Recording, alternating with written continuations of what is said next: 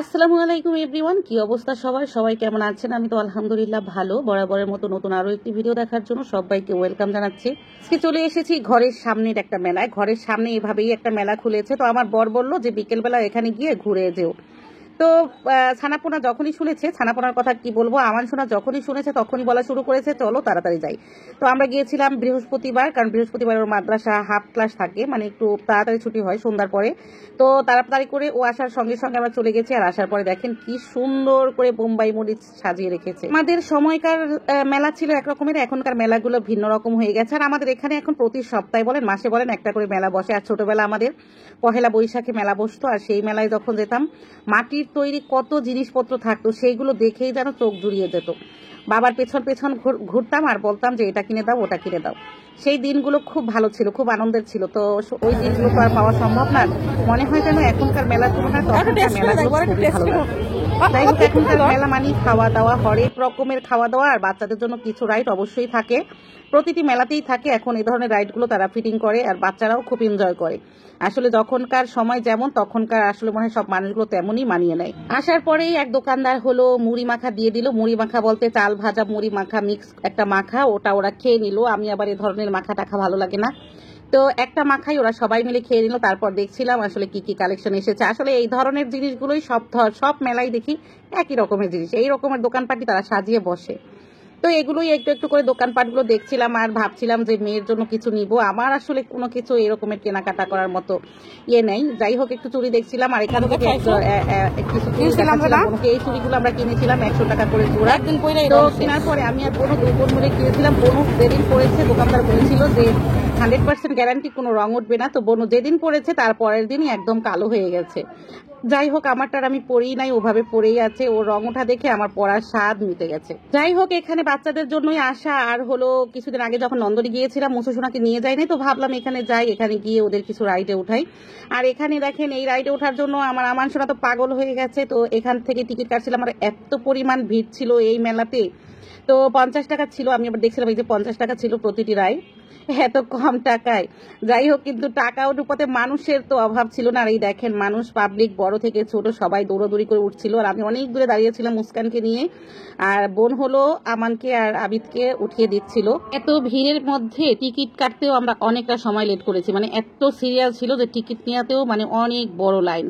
যাই হোক, আমরা একসঙ্গে আরো টিকিট কেটে নিয়েছে। তো এখানে হলো ওরা সবাই মিলে উঠতেছে, এটাকে কি বলে, ট্রেনের মতোই। যাই হোক, এটার ভিতরে উঠিয়ে দিচ্ছে। বনু গিয়ে আবার ওদেরকে ভালো করে বসিয়ে দিয়ে আসলো। তো ওরা এই যে 4 জন বসে পড়েছে। আবিদের কোলে হলো মুথুসোনা, আর আমান সোনার কোলে হলো মুজাহিদ।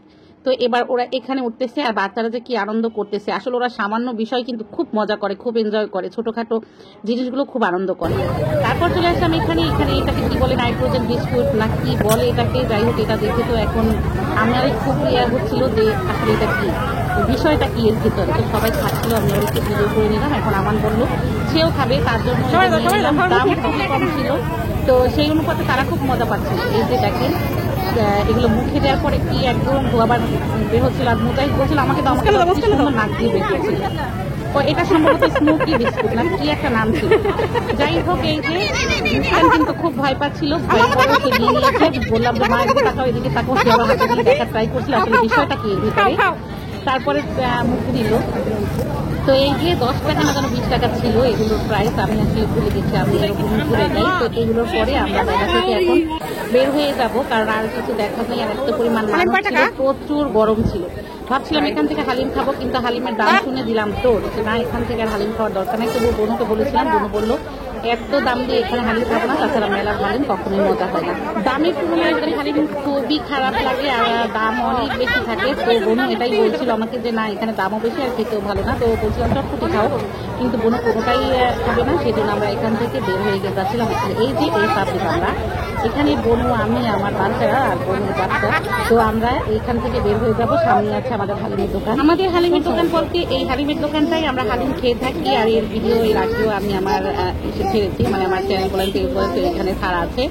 তো সেই দোকানেই চলে এসেছি আর ওয়েট করছিলাম। আর ওয়েটটা যে কতটা খারাপ লাগে, যে কোনো রেস্টুরেন্ট হোক, যে কোনো জায়গায় খাওয়ার অর্ডার দিয়ে যে বসে থাকা লাগে, এই ওয়েটটা কিন্তু খুবই মানে কি বলবো বোরিং লাগে। তো এখানে তাদের ফিলিং জিজ্ঞেস করছিলাম আপনাদের আসলে কেমন লাগছিল। আর যখন গিয়েছিলাম এই ভিডিওটা তখন কিন্তু প্রচুর গরম ছিল, দেখেই বুঝতে পারতেছেন। একদম সবাই ঘেমে নিয়ে বসে আছে। আর বোনকে বলছিলাম যে কেমন লাগছে, আসলে গরম লাগছে। যারা আমরা বোরকা পরে বের হই তাদের অবস্থা 12টা বেজে যায় কোথাও গেলে গরমের মধ্যে। আমাদের জন্য শীতকাল সময়টা খুবই বেস্ট। বরাবরের মতো সবসময় শীত আমি পছন্দ করি, আর আমি শুধু নয় আমার বড় শীত প্রচুর পছন্দ করে। আমি আর আমার বর শীত খুব ভালোবাসি। শীতের যে কয়টা দিন থাকে অনেক এনজয় করি। গরমের দিন মানে সবকিছুতেই অশান্তি। শীতের দিনে খেয়ে শান্তি, ঘুমিয়ে শান্তি, মানে সবকিছুতেই শান্তি।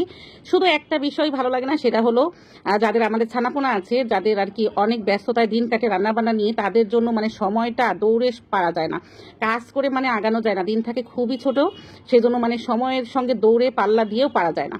তো এই ছিল আজকে শেয়ারিং। আজকের মতো এখানেই বিদায় নেবো। কথা হবে নেক্সট কোনো ভিডিওতে। আল্লাহ হাফেজ।